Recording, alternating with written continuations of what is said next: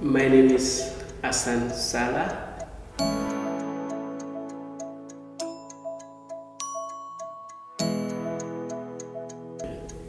I come from the Gambia, and I was born in a village called Karantaba, and it is in the central region, in the central river region of the Gambia. But since after my schooling, I stayed in one city, in one of the towns near to the capital city. It is called Old Joshua. I live with some of my family members there.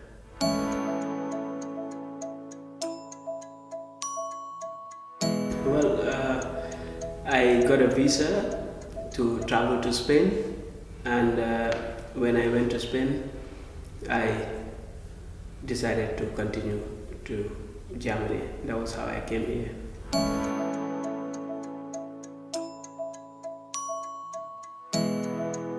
It was interesting. I've seen a lot of people, of course, from different origins, and I have met with different people, like I said, and I've seen a lot of things that perhaps I have not seen before. Secondly, it was also my first time in Europe, so it was really a great experience for me.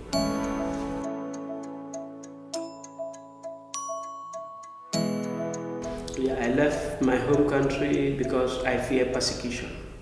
I was arrested by the former government in February 2013 while I was working as a journalist and at the same time an editor in the biggest newspaper in the Gambia called Daily Observer Company. And after some time I was released and asked to be reporting on bail. So I was going to the agency, the security agency, National Intelligence Agency, reporting every time on bail until after some months. Then later I was released, because they wanted to charge me, but there were no evidence, to charge me and take me before a court of law. So later, after I was released, some months after my arrest, I had another problem again. This time around, it was another false, it was a fabrication, like some people, basically, I would say, my former boss, lied against me to the president at the State House. What he said there, I don't know, he knows. I have heard a lot of stories, but I got this information from the people that work at the State House, and all I know is, at one point, he appointed me to be an acting deputy editor-in-chief, with some terms of reference, like strict conditions that were not in my interest or in my favor. Based on that, I decided to decline the job offer. I told him that I regret to inform him that I cannot honor the said appointment due to so and so reasons. And I think that does not go down well with him. He decided to, lie against me, to the government, and also there were some other issues that they were trying to label against me, but these were all false information that they wanted to do, to take up against me, because they wanted to implicate me to ensure that I am arrested and sent to jail once and for all, or even I could even risk being killed if I were there. So the office of the president gave him an order to sack me, and they gave order to the security to arrest me immediately. And I was informed about this decision. I decided to flee for my life.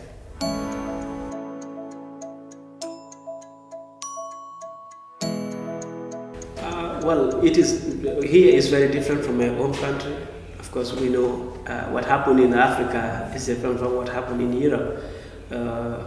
Since I came here, I have realized a lot of difference, a big difference between way of living in Africa and that of Europe. Also, we have different weather conditions. of course, like in Germany here, you have 4 seasons, and in Africa it's only the dry season and the wet season. Sometimes, there are a lot of differences. Secondly, when it comes to interaction, my interaction with the people too, I've learned a lot. I met different people here, and the people are very nice to us. Of course, they also want to see productive migrants.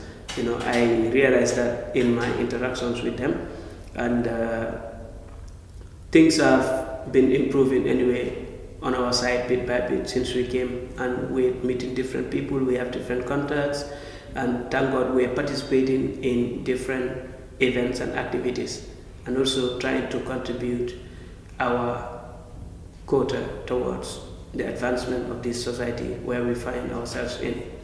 In the Gambia too, of course, I was productive because I was working, like I said in the beginning. I have been practicing journalism for 10 years or more, and besides the field, I also participate in youth work. I'm also a youth activist, and I like to participate in any development issues. That's the big difference that we have here for now.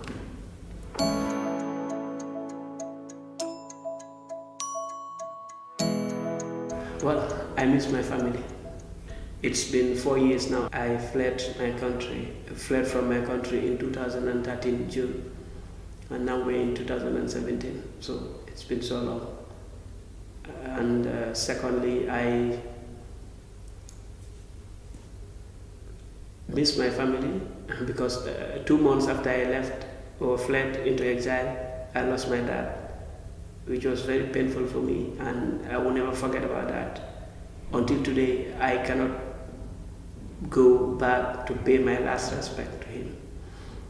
I have not seen him, and it's really very painful for me. Whenever I think of him, it takes me to, another level. To be honest, I feel sad when I think of him. Yeah, but I miss my family so much, especially my mother.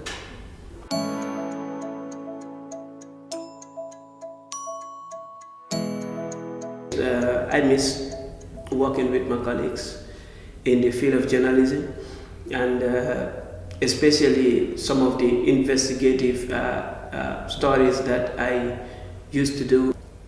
I do investigation, I report on, of course, different news categories. I write, on politics, I write about sports, I write about court stories, but also I like to do investigation more. I was trained, and I really like the field. I love the field so much so that I miss those days when I used to be one of the, most active young investigators, journalists who are engaged in investigating stories in the Gambia. I miss that, and I miss, having that good time with my colleagues, where we share ideas and experiences and so on.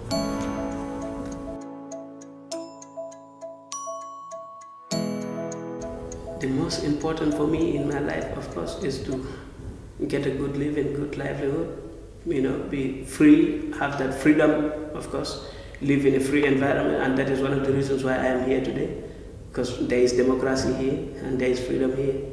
I could not have that freedom I needed in my country, and that was why I fled. So having freedom is a great pride for me.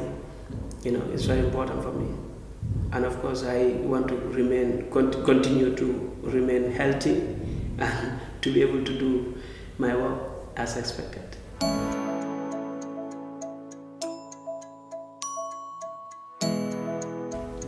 I have a great ambition for the future. Already, I have a great passion for my field, which is journalism, and I want to become a media entrepreneur. I want to be a job creator and not a job seeker. And of course, I have plans to contribute more towards the socio-economic development of my country, the Gambia. And I want to encourage more youth from the Gambia to go to school, to learn to become very productive in society and to contribute their quota towards national development.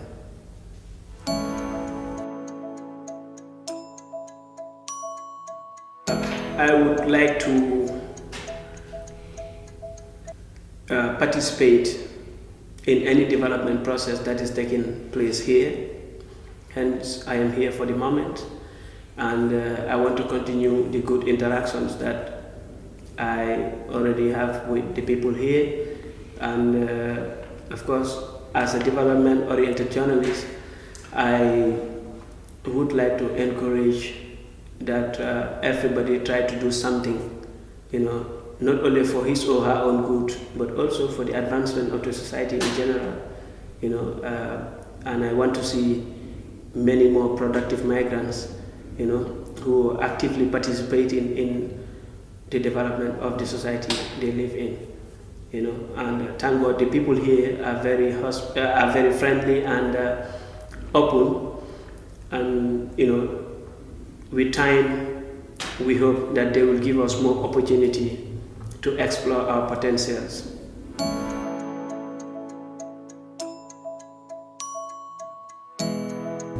The nice situation that I experience here is, like I said earlier, the friendliness of the people, and also the conducive environment where we live.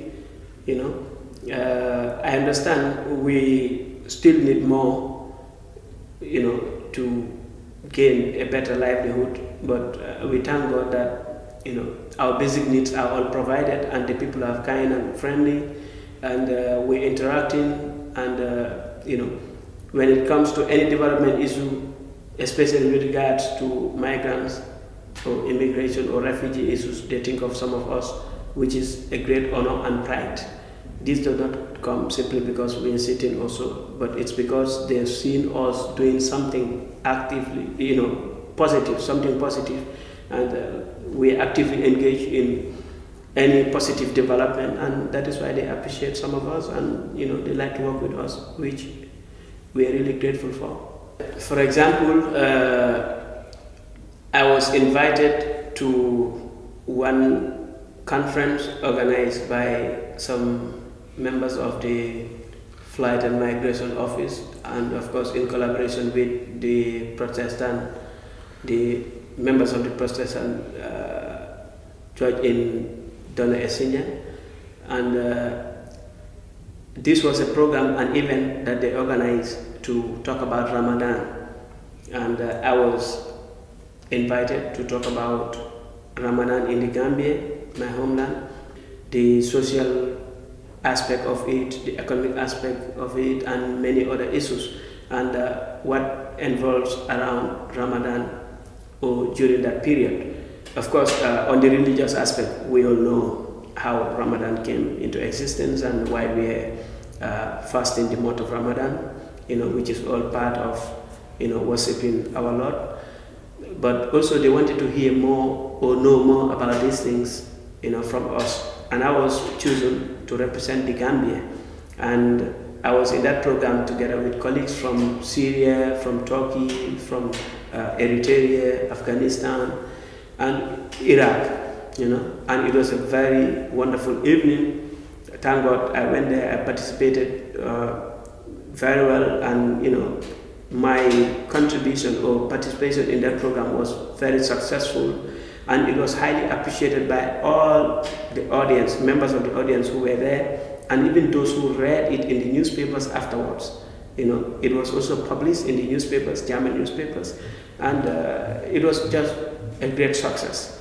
So everybody was happy that I made a brilliant presentation there, and they learned about new things or many things that they didn't know before, or even if they've heard of it, it was not clear to them before.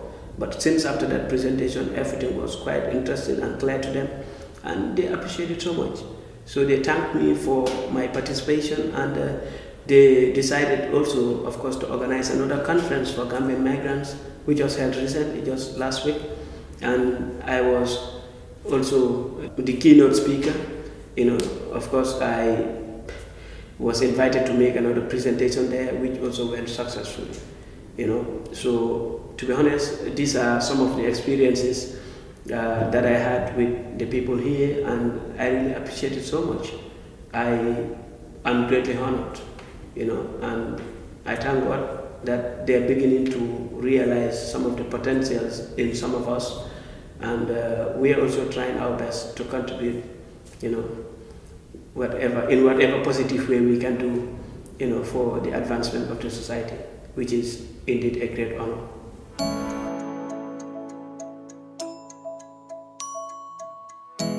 What I want to say to the locals in Vlingen and Swiningen here is to say thank you to all of them for their hospitality, for their friendliness, for their kindness, and for opening their arms for us, for welcoming us, and considering us as members of their community. Of course, I would also implore on them to continue the good work that they are doing.